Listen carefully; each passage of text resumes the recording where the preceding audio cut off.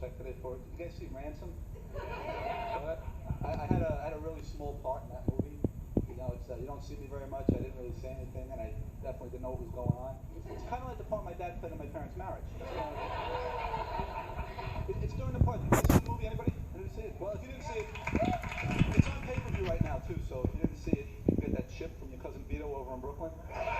Watch it like 15 times a day. But I'm in the part with Gibson running through Central Park, and he's looking for the guys who took his kid, and he runs by a payphone. There's a guy on the payphone about 6'1" with salt and pepper hair. I'm the guy that guy's talking to on the other end of the line. It's starting to happen. Sherry was talking about that show ER. Everybody watches that show ER? I watched it for the first time the other day. I don't get it. Everyone says it's the most realistic show on television. In that whole hospital, there's not one Filipino nurse. No Indian doctors, like she said, right? No Jamaican nurses. I don't know about you guys, but when I go into an ER, I don't have some beautiful nurse like Hathaway come up to me and say, "Oh, no, sit down right here. We'll take care of you. Relax. We'll get a doctor right away. Just sit down. Something to drink." I get some Dominican guy who didn't graduate from high school yet, who's like an orderly, like, "Mira, let me tell you something right now, okay? I don't care if you got shot in the head, you're bleeding all over, oh, my baby, okay? This is a triage. You wait your turn." Fucking Tony Montana. And what about George Clooney? You guys like George Clooney, ladies? Yeah. He's been in that hospital almost 4 years now. You think someone would have fixed his neck by now? You know?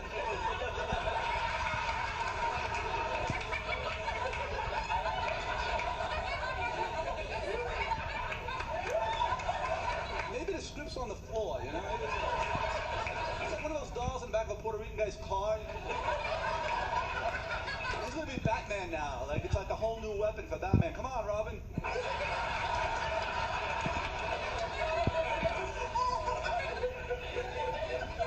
So I just had a birthday. Just turned 32 years old. Start worrying at 32 as a man. Start looking in the mirror. Am I going bald?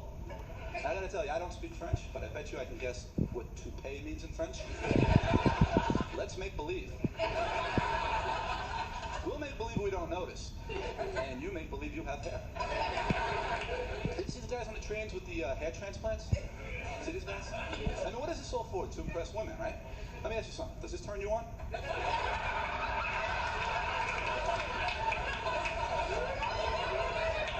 And they kind of move independently of each other. Little toothbrushes stuck in there. But what I'd like to do is shave my head. But I can't. You know, I'm a white guy. You know? Black man can shave his head. People look cool, tough, sexy. You see it all the time. If I shave my head, it would look like I lost a bet. There was a guy up here the other day. He, white guy, shaved head. Turned out he was a Jet fan. Loses a lot of bets. So, my wife always tells me, no, you should do it. Shave your head. You look really good. She's an artist, so she thinks she knows what she's saying. Shave your head. No, Bruce Willis shaved his head for that movie, 12 Monkeys. He looks really good. I'm like, Sue, Bruce Willis has $100 million in the bank. He look good with a goiter sticking out of his neck. I guess because she loves me. I love my wife. We just celebrated our 7th wedding anniversary. My wife and I. Thank you. That definitely deserves applause. We met in a very strange way. We met on the subway in New York City, right here. And it took me I'm shy in person, it took me about 3 weeks from the moment I first spotted her, of standing behind her in the train every morning and kind of like grinding my crotch into her ass. You know? And then around the 2nd week, she started pushing back a little bit. I said, you know, maybe she likes me. So I went over and said hello. It's hard to get, you know?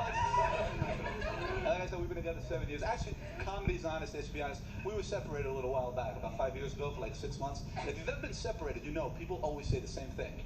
Really? You got any kids? You know, like they'd be for sale or something, right? And now we do have a baby. We had a baby 2 months ago. She'll be 2 months old tomorrow. Thank you. Thank you very much. And you know, as soon as she got pregnant, I found out it was true what I always heard. I didn't care whether it was a boy or a girl, you know, I just wanted it to be mine. The results are coming in on Thursday.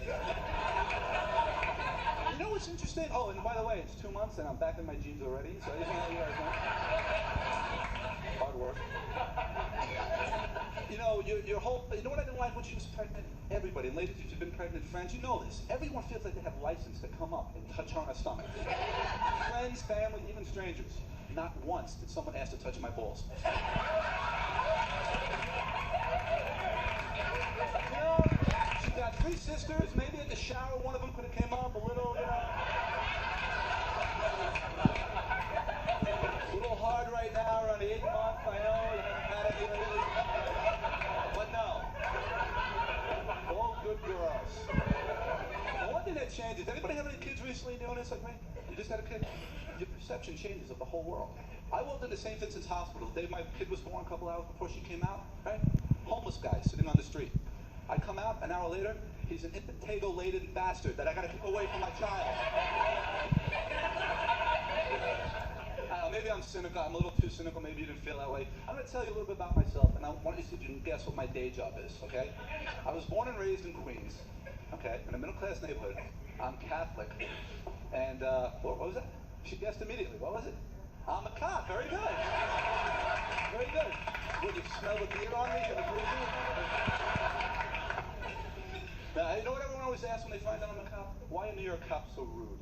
That's the big thing people want to know. Why are cops so rude in New York City? They're so rude all the time. They're so nasty to us. We're trained to be very polite.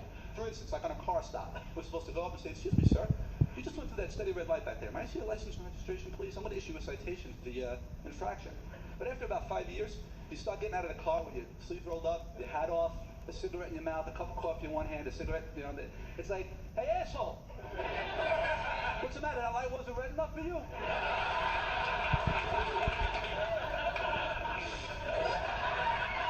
Let me tell you something, Grandpa. You better have papers for this piece of shit. Or you're going to jail tonight and you're going to learn how to tap dance. Let's start off right away. When you take the test to come on the job, they give you really weird questions. Like, you pull up to a bodega for lunch. Through the window, you see 3 men with shotguns, and the owner lying dead in a pool of blood. But then they'll give you 2 choices. A, try to handle it yourself, or B, call for backup and wait. I was like, C, I go for pizza.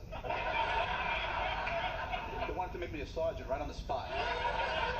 And they also teach us something that you guys probably don't know about, that you didn't find out on NYPD Blue. Here's something they teach us about in the academy, okay? You hear law, police science, right? They teach something called police philosophy, okay? And here's something from police philosophy. If a prisoner were to fall down a flight of stairs in the station house, but there aren't any civilians around to hear him screaming, did it really happen?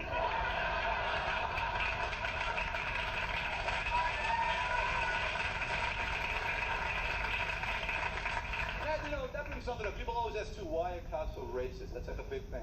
I gotta tell you, it's true. A lot of cops, black and white, there's a lot of racism. It annoys me in the locker room. Yesterday this happened, Puerto Rican Day Parade. I'm standing on 5th Avenue with 2 old Irish cops, like 25, 30 years on the job, and a Puerto Rican kid runs by, drunk out of his mind, waving the Puerto Rican flag, screaming and yelling.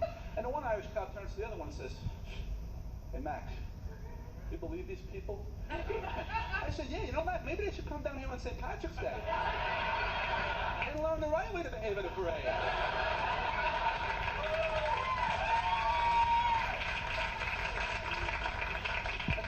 People always want to know why I became a cop. And I think it's because my dad was always watching all those police shows when I was a kid, at Starsky and Hutch, Beretta, all that stuff. And me and my brother were little kids. We always wanted to stay up late and watch it. He'd say, go put your pajamas on, and you can stay up as late as you want. So he was bribing us. Because you know, you have kids, you know how hard it is to get them to put their pajamas on. And you know why? Because they're smart. They know once they're on, there's no going back. The night's over, right? Now, as a kid, that sucks. But wouldn't you love to have this option back now as an adult? I know I would. I get a call from work. Yeah, Joe, listen, you got to get in here right away. We got a riot going on in Washington Heights. Sarge, I'd love to, but I got my pajamas on. Thanks a lot, guys.